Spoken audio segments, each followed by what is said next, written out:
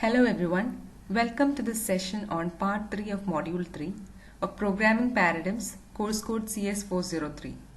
In this session, we will be discussing about generic subroutines and modules, exception handling and coroutines. I am Dr. Renu Mary Daniel, Assistant Professor, Department of CSE, Rajagiri School of Engineering and Technology. Once again, welcome to this session. Now let's start discussing about generic subroutines and modules. Subroutines provide a natural way of abstracting data operations. So if you have a subroutine or method with a name strlen, which takes a string argument as input and returns an integer value, from the name of the subroutine itself it's obvious that the subroutine is going to find the length of the string. So it hides a complicated piece of code. With large programs containing many methods, it's possible that subroutines will be needed to perform similar operations on many different types. Now consider some code from any language. As you can see over here, string add, string A, string B, return A plus B. So here it takes two string arguments and returns a string value. And the operation performed is A plus B, so it will perform the concatenation of the two strings. Next we have the same method name, but in this case it takes two integer arguments as input and returns the integer value as the output. So we can see that it returns A plus B. So it does integer addition.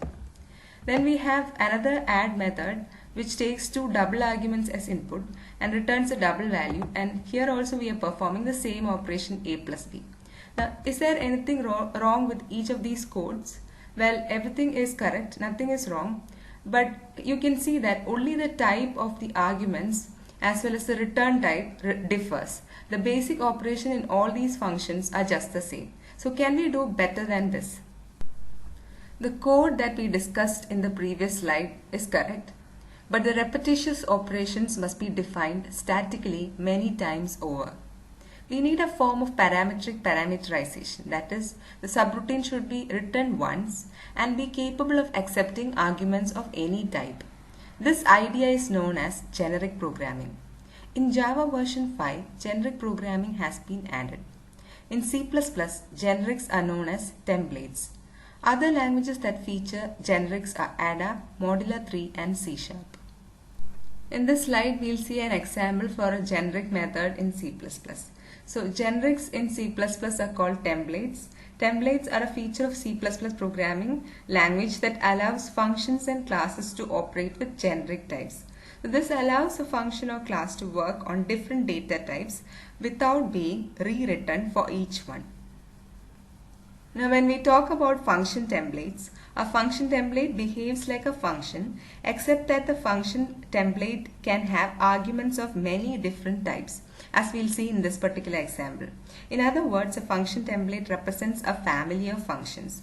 So in order to declare a function template, you have to write the keywords template type name T. So you can see over here we have declared the template, then within angular brackets type name and the type parameter or identifier. Here I have written the identifier name as T. Now we can define the function T mymax tx ty. So the name of the function is mymax. It returns a value of type T and it takes two arguments x and y, each having type T. So within the body of the function we are doing a simple operation. We have a ternary operator here which does x greater than y. If it is true, it returns x, otherwise it will return y. Then from the main function you can see the function calls to mymax. The first function call will be like mymax int 3, 7.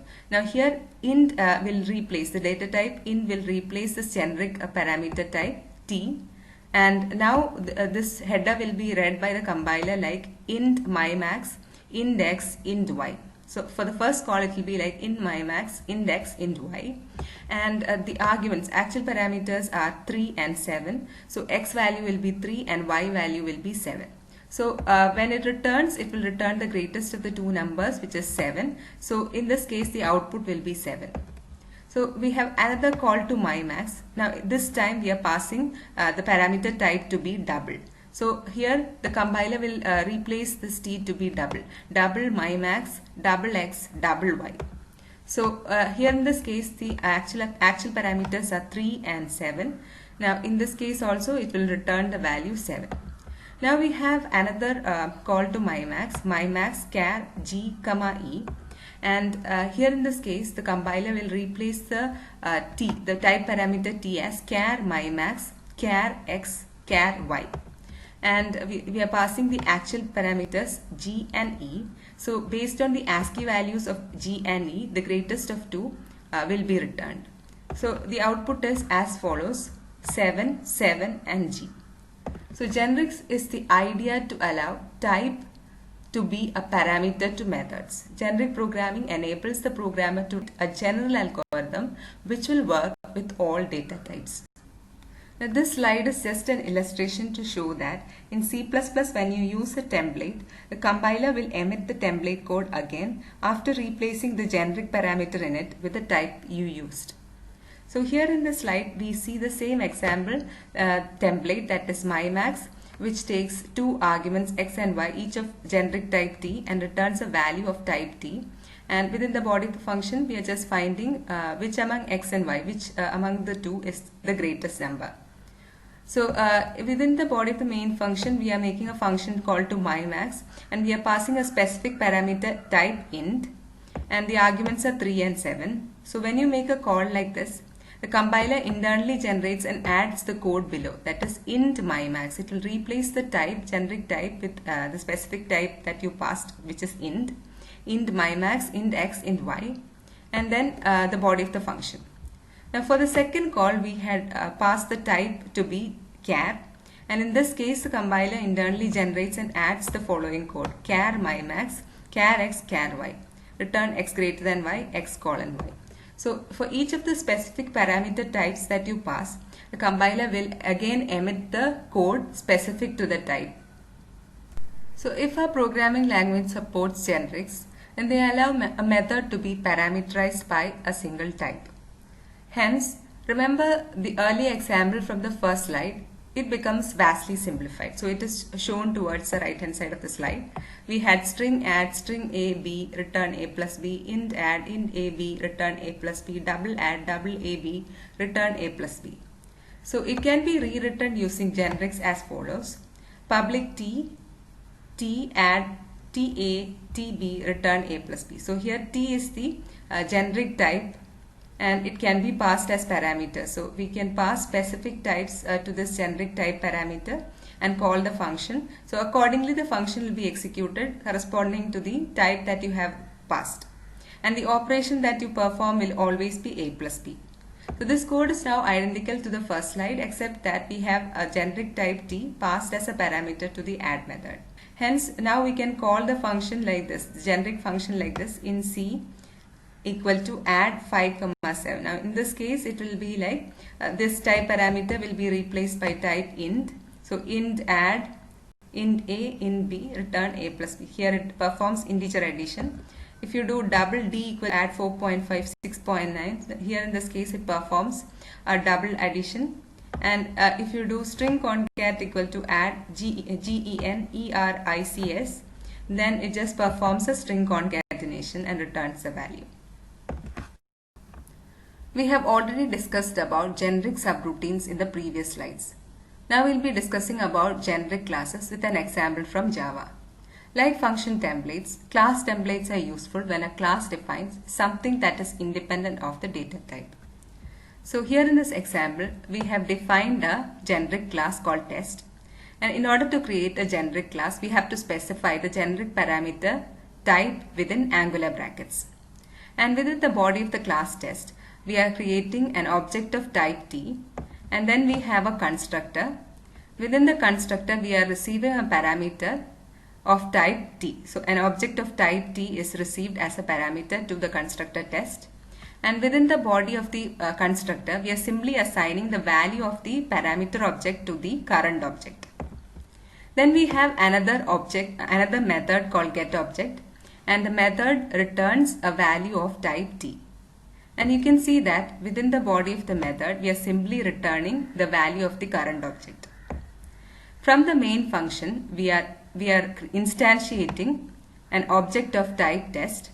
You can see that whenever we create objects of generic class, we use the syntax, following general syntax, that is base type, type, object equal to new base type, type. Base type, type, object name equal to new base type, type.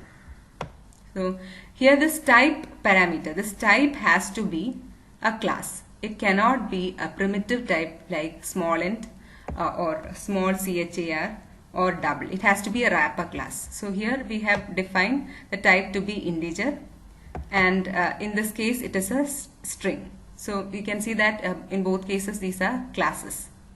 So the type here when we are instantiating I object, it is an instance of the integer type, and this causes the constructor to be invoked, and here the constructor will be invoked like integer obj, test integer obj, this dot obj equal to obj. So the value passed to this object is 15, because here you can see that when we instantiated I obj, the value is integer value is 15, and this will be assigned to this particular parameter, and the current object value will be assigned as 15.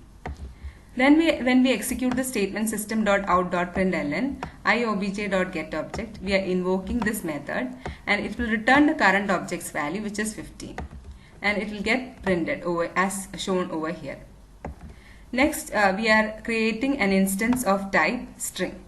So sobj is an instance of type string. Notice that the string is also a class, and the value passed is generics. The string value passed is generics. Now the constructor gets invoked, and the value assigned to this string object is generics, and this current object will be assigned the value generics. And then when we execute the statement system.out.println sobj.getObject, this the getObject method will return the value of the current object, which is generics. So you can see that the second line printed is generics. So when we declare an instance of generic type in Java, the type argument passed to the type parameter must be a reference type. We cannot use primitive data types like int, char, double, etc. It's also possible to pass multiple type parameters in a Java generic class. So as we have discussed, a generic class is defined in the following format, that is class name, then the generic type parameter name. So the type parameter section must be delimited by angular brackets, and it follows the class name. And as you can see over here, it is possible to pass multiple type parameters. In the previous example, we just passed a single type parameter. It is possible to specify multiple type parameters. So let's see an example for the same. Here we have class test, and it takes two type parameters t and u. And within the body of the class test, we are declaring an object obj1 of type t and another object obj2 of type u. Then we have a constructor which takes two objects of type t and u respectively. And then within the body of this constructor, we are simply assigning the value of the parameter objects to the current objects. And then we have a print method. Inside the body of the print method, we are simply printing the value of the current objects obj1 and obj2. Now within the main function, we are instantiating this generic class, and as you can see, the syntax is base type, type, the object name equal to new base type, and here type 1, type 2, the type parameters, and then here we are passing the values. So when this constructor is invoked, obj1 receives the string value generics, and obj2 receives the integer value 50. So you can see that the first type parameter is string class and the second type parameter is integer class. So t will be string in this case, and u will be integer. And obj1 receives the value generics, and obj2 receives the value 50. So the current objects will also be assigned the same values. This dot obj1 will get the value generics, and this dot obj2 gets the value 50. And finally, when we invoke the print function, it simply returns the value of obj1 and obj2, which is generics and 15 respectively. It's also possible to write generic functions in Java. So these can be called with different arguments of different types. Based on the type of the arguments passed, to the generic method, the compiler handles each method. So here you can see that we have a class test. It is not a generic class. However, it has a generic method. So here we are defining a generic method called generic display. And the type parameter, generic type parameter is mentioned in the beginning. So static T. Then the return type of generic display, as you can see, is void. This is not the return type. Return type is void. Here we are simply within the angular brackets we are specifying the generic parameter type name. And then the function generic display, it receives an object of type T. The object name is element. Within the body of the function generic display, we are simply printing the class name, the name of the class of the object element, and also we are printing the value within the object element. Within the main function, we are calling the function generic display by passing an integer argument 11. So this integer value 11 will be passed to generic display. So this object of type integer. Now this element will be of type integer in the first call, and it will be assigned the value 11. So when you do element.getClass.getName, we'll get the name of the class as java.lang.integer. You can see the first line of output, java.lang.integer, and the value within the element is 11. Next, we are calling the generic method using a string argument. Now in this case, it will print when we do element.getClass.getName, the value printed will be java.lang.string, and the value within the object is generics. Then the third call will be using a double argument 1.0, and this time when we do element.getClass.getName, it prints java.lang.double, and the value within the object is 1.0. Now let's discuss about runtime exceptions in non-generic collections. Collections in Java allows us to store and manipulate a group of objects. ArrayList is an example for a collection. ArrayList allows us to add or remove elements to an array at any time. So it is like a dynamic array with no size limits. We can add elements or remove elements at any time. So this provides more flexibility when compared to a conventional array. Suppose you want to create an array list that stores the names of students, and if by mistake the programmer adds an integer object instead of a string, then the compiler allows it and there will be no compilation time errors. But when we try to retrieve this data from the array list, it causes problems at runtime. Let's see an example for the same. So here we have a class test, and within the main function we define an array list object A1, and then we use the add method to add elements to this array list. So A1.add Sachin will cause the string object Sachin to be stored in the first index of the array list. In the second index we store the value Rahul. And in the third index, by mistake, the programmer adds an integer object 10. Now, when we try to retrieve the data from this array list, we use the get method, and the get method returns elements at the specified index in the array list. So when we do a1.get of 0, it retrieves the element in the 0th index, which is Sachin. And while we are retrieving these elements in non-generic collections, we have to explicitly typecast it to the desired type. Here in this case, we are storing names of students, so it has to be typecast to string. And it will be stored in the string reference S1. So S1 will now have the value Sachin, S2 will now have the value Rahul. And when we try to do the same operation on the third index, we know that a1.get of 2 will return an integer element 10. And when you try to typecast it to type string, it will cause a runtime exception to be raised. As you can see over here, exception in thread main, java.lang.class_cast exception, java.lang.integer cannot be cast to java.lang.string. So this causes errors to appear at runtime. Generics makes errors to appear at compile time rather than at runtime. So these kinds of errors can be removed, can be eliminated if you use generic collections instead. Now we'll see the advantage of defining generic collections in Java. So if we do not use generics, in the previous example, every time we retrieve data from the array list, we had to explicitly typecast it. Typecasting at every retrieval operation is a big headache. If we already know that our list only contains string data, then we need not typecast it every time. We just have to use a generic array list. So let's see the corresponding example, corresponding generic collection. Here we have class test. In the main function, we are creating a generic array list. You can see that array list, then within the angular brackets we are specifying the type here, which is string.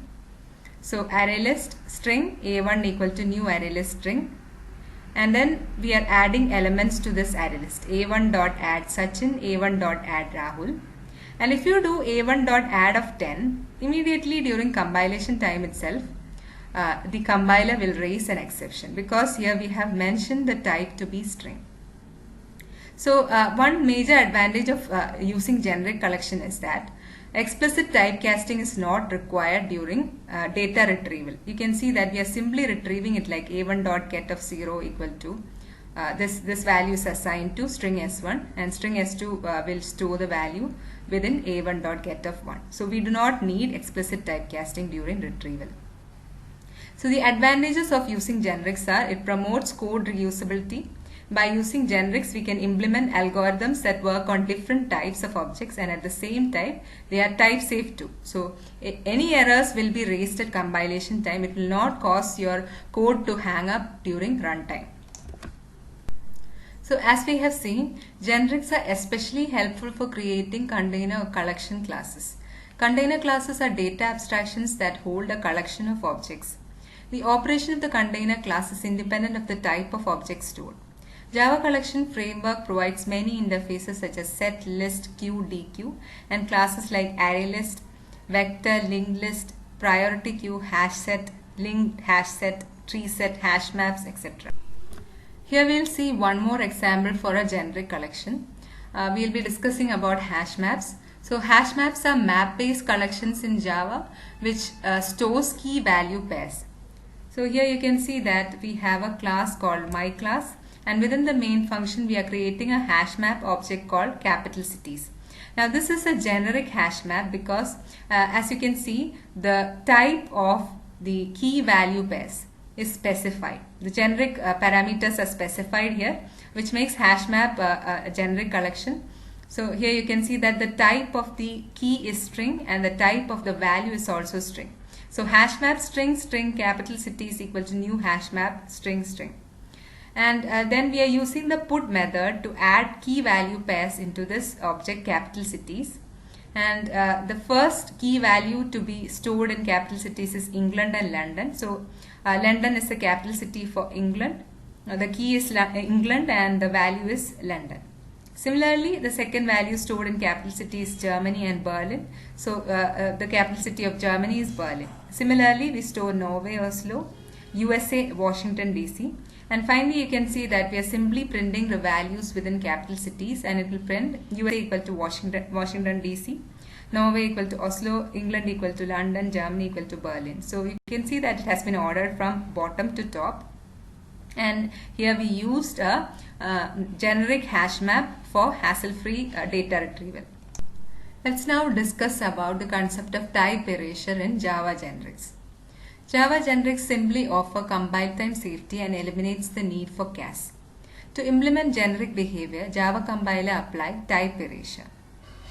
Type erasure can be explained as the process of enforcing type constraints only at compile time and discarding the element type information at runtime. This means that every generic type parameter is replaced by java.lang.object. So here you can see that we have a class, generic class called choice, and within the class we have a method called best, and it takes two arguments a and b of type generic type t. So after compilation, this code will be replaced as class choice public boolean best object a object b. So each and every occurrence of this generic type parameter will be replaced by java.lang.object. Now, type erasure applies to the use of generics. There is definitely metadata in the class file to say whether or not a method is generic. But when generics are used, they are converted into compile time checks and execution time caches. In contrast, if you use C++, in templates of C++, the compiler will emit the template code again after replacing the generic parameter in it with the type you use. We have already seen that whenever you make a function call with a specific type parameter, again the code will be regenerated by replacing the type parameter with the specific types that we passed. Now this is more powerful, but it can lead to bloated executables in C++. Now, type erasures were introduced in Java generics to provide compatibility with the previous versions of Java, which does not support generics. So notice that at compile time, the compiler has full type information available, but this information is intentionally dropped in general when the bytecode is generated in a process known as type erasure. This is done this way due to compatibility issues. The intention of the language designers was providing full source code compatibility and full bytecode compatibility between versions of the platform. If it were implemented differently, you would have to recompile your legacy applications when migrating to newer versions of the platform. The way it was done, all method signatures are preserved and you don't need to recompile anything. So when we compare between C++ and Java as to how they implement generics, in C++ implementing generics is a static mechanism. All of the work required to use multiple instances of the generic code is handled by the compiler. So for every call wherein you specify a parameter to the generic type, the compiler creates a separate copy of the code. And we have discussed that this might lead to bloated executables. Conversely, in Java, all instances of the generic code will share the same code at runtime, because we know that whatever object type you pass, always the generic type parameter will be converted to java.lang.object. So all instances at runtime will be sharing the same code. Now let's move on to the next topic, which is exception handling. An exception can be defined as an unexpected or at least unusual condition that arises during the program execution and that cannot be easily handled in the local context. It may be detected automatically by the language implementation, or the program may raise it explicitly. Some of the examples are arithmetic overflow, end of the file on input, wrong type for input data, or it might even be user-defined conditions which are not necessarily errors. We have seen that whenever a function is called, lots of operations has to be performed to allocate space for the new activation record in the call stack. And suppose this particular callee raises an exception. Then we have to unwind the stack to restore the state to a normal state. So basically there are three crude options to deal with an exception. First one is to invent a value that can be used by a caller when the real one can't be returned. Now, this is not good in general, because if the callee can't return the proper value and the caller simply takes some default values to deal with the situation, then our operations might not return the correct results.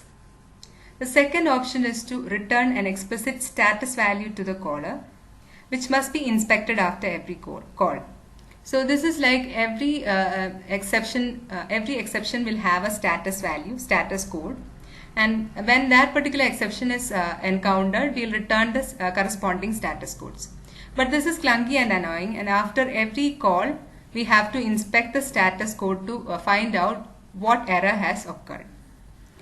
Another option is to rely on the caller to pass a closure for error handling. Now, we have discussed that closures are functions with preserved values. They preserve values of their environment.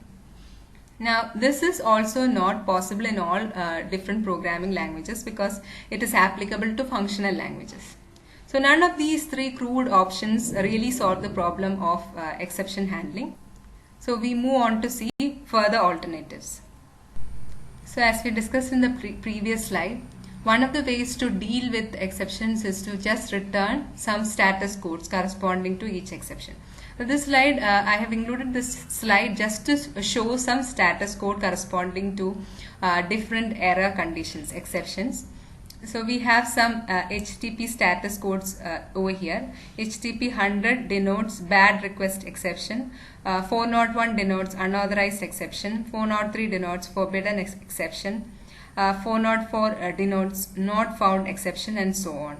So like this, we'll have some error status codes, and we have to go through them and inspect the code again to find out the correct exception that has occurred. But as we know, this is really difficult to do. Now let's discuss about proper exception handling mechanisms. Exception handling was pioneered by PLI, which includes an executable statement of the form on condition statement. So here this condition will be some exception conditions like array index out of bounds or some overflow. It will be some error conditions, and the statement, nested statement that follows this condition will be often a go to or a begin end block, and this will be the handler. The statement will be the handler. So the statement is analogous to the catch blocks in the modern languages like Java and C++. So there we have try catch blocks, and the catch block is the handler.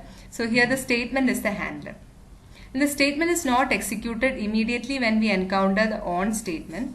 Instead, this will be remembered, and when we encounter the condition, the specific condition somewhere down below in the code, then the statement will be executed. So it will be executed later if the exception condition, like if an overflow arises. If a PLI exception handler is invoked and it then returns, then one of the two things will happen. For exceptions that the language designers consider to be fatal, the program itself will terminate. So for a stack-based implementation, if the program terminates, all the activation records corresponding to that program, including the activation record of main function, will be popped out of the stack. Now the second thing is, for recoverable exceptions, execution will resume at the statement following the one in which the exception has occurred. Many more recently introduced languages including CLU, Ada, PHP, Ruby, C++, Java and C# all provide exception handling facilities in which handlers are lexically bound to blocks of code and in which the execution of the handler replaces the yet to be completed portion of the block. Let's see an example from C++. So here we have a try catch block. Within the try block, we'll include the protected code wherein we might encounter some exceptions.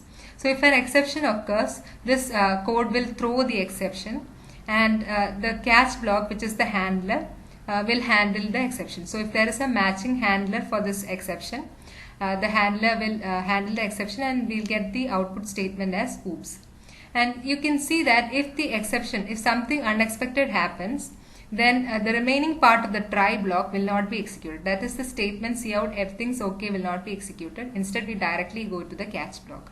So if something unexpected occurs, this code will throw an exception and the catch block will execute in the place of the remainder of the try block. So suppose we are in a subroutine and some exception has been raised in that particular subroutine. If you do not have a matching handler in that subroutine, then immediately we'll go to the caller. We'll traverse back the dynamic chain in the call stack and we'll look for the matching exception handler in the caller. As a general rule, if an exception is not handled within the current subroutine, then the subroutine returns abruptly and the exception is raised at the point of call. Let's see an example for the same. So here we have a try catch block. Suppose this try catch block is included in the main function. So within the try block, we are calling the function foo. So this function foo is called. Now the control is transferred to function foo, and within the function foo we have encountered some exception and we throw the exception. Now you can see that we do not have a catch block within this foo. Therefore, if the execution environment cannot find a catch block within this subroutine, then immediately it will look down the call stack. It will traverse down the dynamic chain. It will check if the caller of this function, which is the main function, it will check if the main function has a matching handler. So here in this case, we have a matching handler in the caller, and this statement oops will be executed. So if the execution is not handled in the calling routine, it continues to propagate back up the dynamic chain. If it is not handled in the program's main routine also, then a predefined outermost handler is invoked and it usually terminates the program. Let's now see the exception handling sequence in C#. So we have seen that whenever an exception is thrown, the execution environment begins searching for a matching exception handler in the call stack, starting from the method that has thrown the exception. This is repeated for each of the methods down the call stack until a handler is found which catches the exception. Now, if the main method is reached and no handler is found, the execution environment catches the exception and usually displays an error message. So let's see the diagram illustrating the same. So here the execution environment begins executing the program. Initially the main function will be called, so its activation record will be pushed on top of the call stack. Then the main method calls method 1. So method 1's activation record will be placed on top of main method's activation record. Now method 1 calls method 2 and method 2 calls method n. And now in method n we have encountered an exception and method n throws the exception. Now the execution environment searches for a matching handler in method n itself. Now if a matching handler is not found in method n, it will check for a matching handler in the caller of method 1, which is method 2. If it is still not found, it will traverse further down the dynamic chain and it will check for the matching handler in the caller of method 2, which is method 1. If the matching handler is not found, then it will check in the main function, which is the caller of method 1. And still if it cannot find a handler, then the execution environment will terminate the program and all the activation records corresponding to the program will be popped out of the stack, and it will display an error message, which will be a special error dialog box as shown here. Now let's discuss about exception propagation. In most languages, a block of code can have a list of exception handlers. So consider this example code fragment from C++. We have a try block wherein we write all the potentially complicated sequence of code, and then beneath that we have three catch blocks. The first one handles exceptions of type end of the file, second one handles exceptions of type IO error, and third one, suppose it handles all the other errors, like it is the class exception, so it handles all errors. Okay, so suppose initially in the try block we have encountered an end of the file exception. Then each of these catch blocks will be examined in the order, and the first one that matches the exception raised will be called. So here in this case, if we encounter an end of the file exception, the first catch block will handle it. Now, if we encounter any error other than end of the file, okay, so, and also assume that end of the file is a subclass of IO error, which in turn is a subclass of exception class. Okay, so end of file is a subclass of IO error, which is a subclass of exception class. So any error other than end of the file, any IO input-output errors other than end of the file will be caught by the second catch block. And any errors other than IO errors will be caught by the third catch block. So if we do not have this third catch block, then any non-IO errors that arises in this try block would continue to propagate up the dynamic chain. So the execution environment will search for a matching handler in the call sequence, in the caller, if we do not have the third catch block, and if some non-IO error is raised in the try block. Now we'll see an example code from Java wherein there are multiple catch blocks. So as you can see in this example, in the main function we have a try block, and inside the try block we are declaring an integer array which is capable of storing 5 elements, and we know that the array index starts at 0, so it is capable of storing elements 5 elements from a of 0 to a of 4. Then in the next statement we are executing a of 5 is equal to 30 by 0. Now here in this case, two exceptions might be raised. Since we are trying to store the value 30 by 0, division by 0 causes arithmetic exception to be raised. Further, we are trying to store this value in a of 5, and we know that this array can store only till the index a of 4.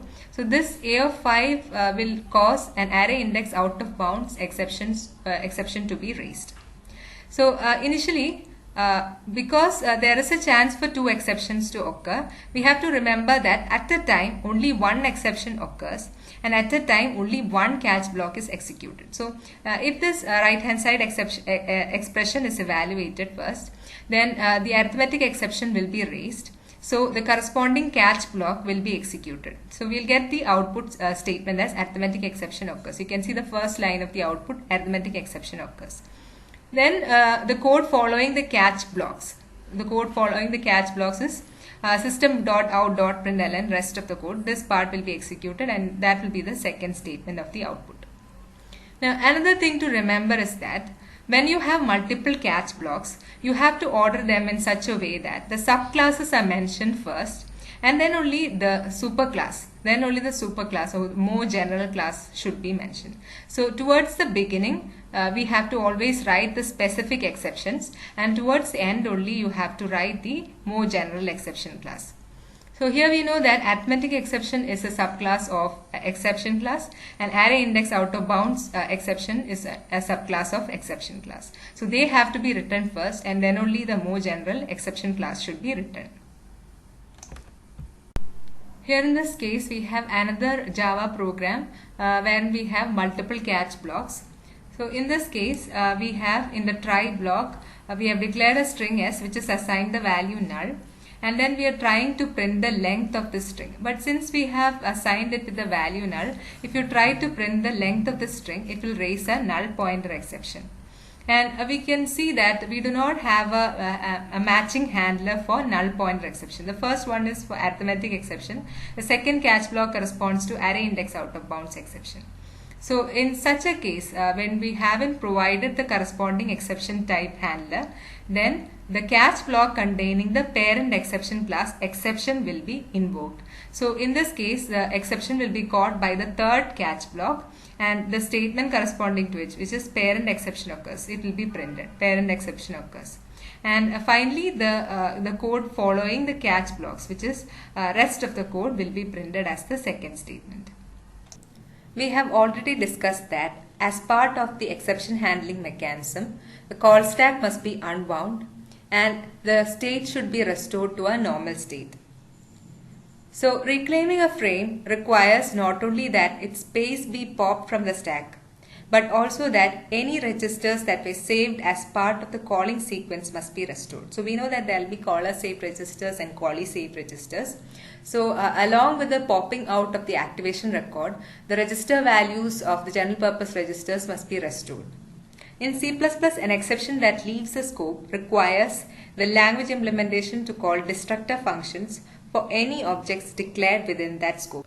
So whenever the stack is unwound as part of the exception handling mechanism, we have to ensure that certain crucial operations such as closing an opened stream or connection is performed as part of the cleanup operations.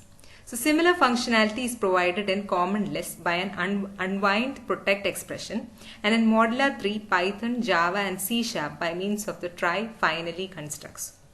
A finally clause will be executed whenever control escapes from the protected block, which is the try block, and whether the escape is due to normal completion, an exit from a loop, a return from the current subroutine, or the propagation of an exception. So whether or not an exception is encountered in the try block, the finally clause, the statements within the finally block will always be executed. So here we can see an example for the same. Here we have a try block wherein we write some protected block of code. So we are opening a stream over here, and in the finally block, whether we encounter an exception or not in this try block, always the stream will be closed in the finally block. Here we'll see an example program from Java in which there is a try catch finally block. So as you can see, in this program we have a try block within which we have an integer variable num. Num is initialized to the value 121 by 0. Since we have division by 0, this will raise an arithmetic exception. So we can find the matching handler over here. The catch block will handle the exception, arithmetic exception, and it will print the statement number should not be divided by 0. And now the finally block will be executed, and the statement this is finally block will be printed. Finally, we are out of the try catch finally block, and this print statement out of try catch finally will be printed. So as you can see, this is the output. Now if suppose this integer variable within the try block was initialized with the value 121, then the statement system.out.println num will be executed and it will print the value 121. So at that time this catch block will not be executed. However, even if we do not encounter any errors in the try block, any exceptions in the try block, still the finally block will be executed. So this is finally block will be printed, and then out of try catch finally will also be printed. Now we'll move on to the last topic in module 3, which is coroutines. Coroutine is a special kind of subprogram in that coroutines often execute partially and transfer control to other coroutines. And when they transfer control to other coroutines, the first coroutine will suspend its execution and it will save its state so that it can resume from where it had left off later when the control is passed back to it. So here in this example diagram, you can see that there are two coroutines, coroutine A and coroutine B. Initially, coroutine A executes for some time, and after that it calls coroutine B. And when it calls coroutine B, coroutine A suspends its operation. However, it saves its states. Coroutine A saves its state so that it can resume its operation when it is called. So when it calls coroutine B, the control is transferred to coroutine B. Now coroutine B executes for some time and then it calls coroutine A. So now coroutine A will be called and coroutine B will suspend its execution and save its state.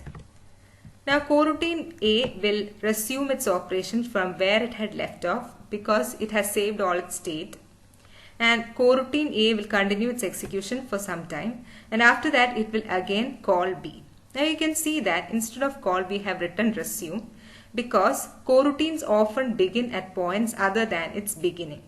Because of this, the invocation of a coroutine is often called resume instead of call. So when coroutine B is invoked again, coroutine A suspends its operation, saves its state, and the control is passed to coroutine B. Now coroutine B resumes its operation from where it had left off. It executes for some time and again it calls coroutine A. Now control is passed back to coroutine A and it resumes from where it had left off and it continues its execution. And then again it calls coroutine B after some point of time and coroutine B resumes its operation from where it had left off. So coroutines have means to maintain their status between various activations. This means routines must be history sensitive and thus have static local variables. So as we have seen in the diagram, only one coroutine executes at a given time. Coroutines perform cooperative multitasking. Rather than executing to their other ends, coroutines often partially execute and then transfer control to other coroutines.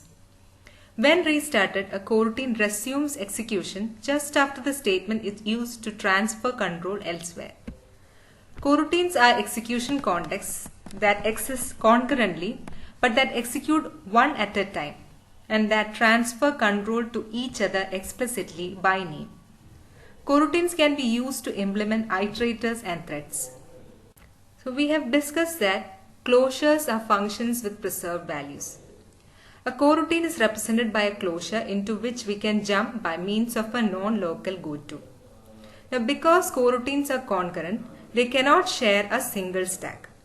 That is, in stack-based implementation, we know that a caller can resume its execution only after the callee returns.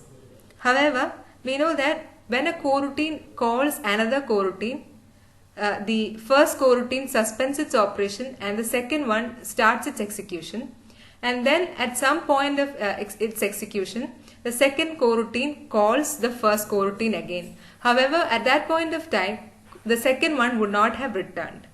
So these coroutines are simultaneously started but they are not completed.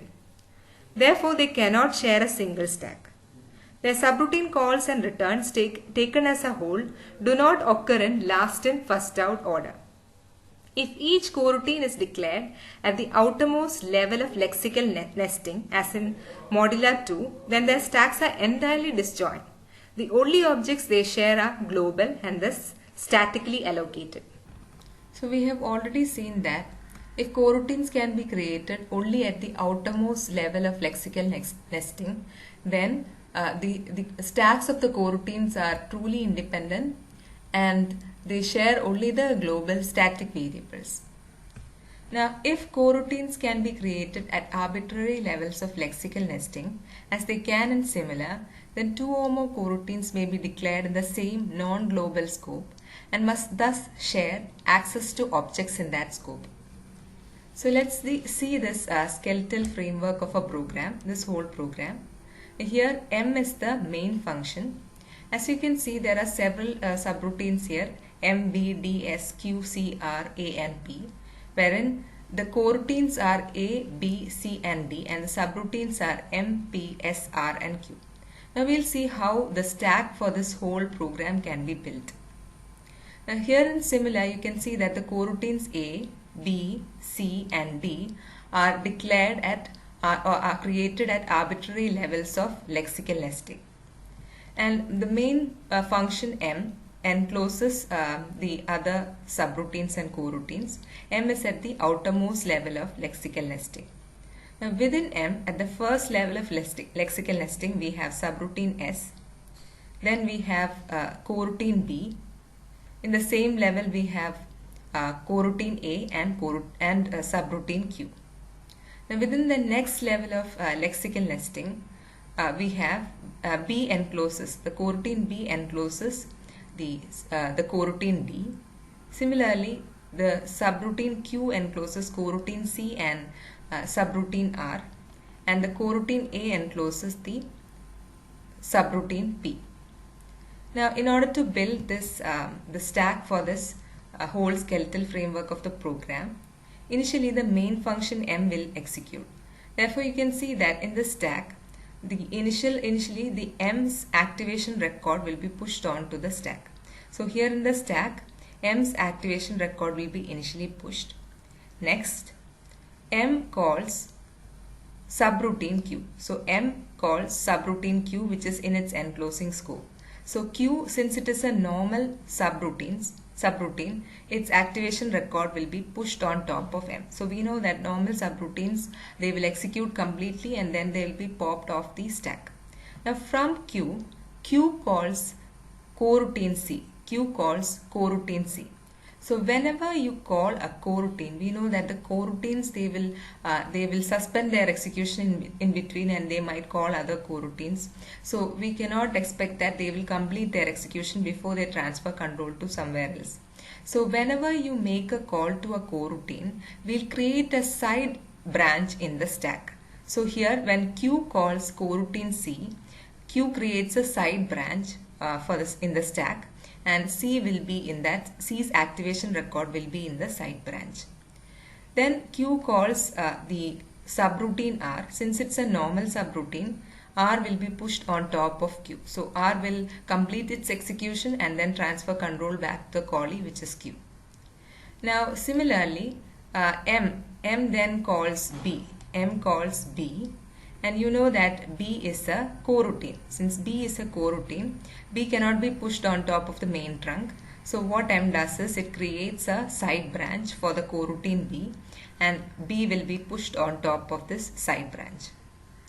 Now B calls subroutine S. So they are at the same level of lexical nesting, and since S is a subroutine, it will be pushed on top of B. We know that S will complete its execution and transfer its control back to the callee, which is B. Now B also calls the coroutine D. Here we know that D is enclosed by B. So when B calls coroutine D, we cannot push D on top of B because D is a coroutine. Therefore, we create a side branch for D and push D's activation record in the side branch. Similarly, M calls the coroutine A, and since A is a coroutine, here you can see that we have created a side branch for A, and we have pushed the activation record of A on this side branch. From A calls the subroutine P. Since it's a subroutine, we can immediately push P's activation record on top of A. So this the stack structure resembles the saguaro cacti of the American Southwest. You can see that there is a main trunk this main trunk denotes the formation of the normal stack. So initially we have the main functions activation record over here. You can see that the main functions activation record is over here. After that, the main trunk follows to grow. It will grow up as shown here. Now whenever we have a coroutine's activation record, then we'll immediately create a side branch. So you can see that for B we have created a side branch, for M we have created a side branch. So all these side branches represents the stacks for the activation records of the coroutines. So whenever we encounter another coroutine over here, we have created a side branch. For C we have created, for D we have created. So all these side branches in the call stack represents the stacks for the coroutines. So this is how it is called cactus stack. So as we have discussed, in a cactus stack, each branch to the side represents the creation of a coroutine, like A, B, C and D in this particular program. The static nesting of blocks is shown at right. Static links are shown with arrows. So what does static links represent? They represent the level of lexical nesting. So here D is enclosed by B. So D will have a static link towards its parent. So here D's static parent is B. Therefore we have a static link from D to B. It is represented by the arrows. So here you can see that S and B are both enclosed by the main function M. So from S and B's activation records we have static links to the main function M. Similarly, C and R are enclosed by Q. So from C and R's activation records, we have static links to its enclosing parent Q. And similarly from P, we have static link to its static parent A.